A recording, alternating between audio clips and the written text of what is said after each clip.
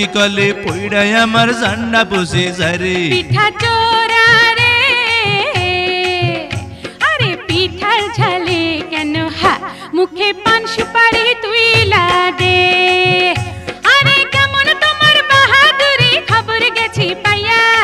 একটা পিঠা খাইয়া তুমি গেছো কাহিল হইয়া আপা পিঠা রে তোরে খাইতে গিয়া